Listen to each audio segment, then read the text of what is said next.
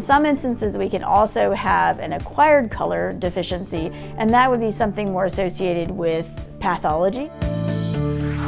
There are two types of cells in the retina that receive light. Those are rods and cones. So rods are going to be more for dim lighting situations, and cones are going to be more densely populated in the center of your vision, and they're going to be responsible for your color vision. So there are red cones and green cones and blue cones.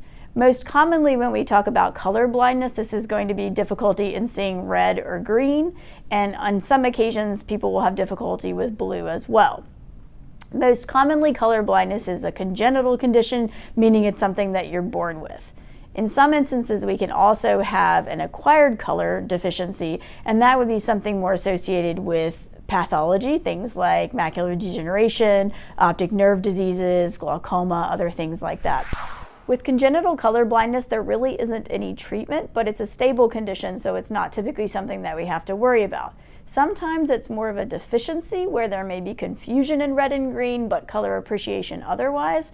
And then in more severe cases, we may have a true color blindness where somebody's unable to differentiate between the colors. So my son Gavin has a condition where he is missing the red and green photopigment in his cones. And because of that, he's unable to appreciate red or green. So he only sees blues and yellows, although the saturation is different. So to give you an example of what someone with a red and green color blindness might see, we're going to put the filter in place here.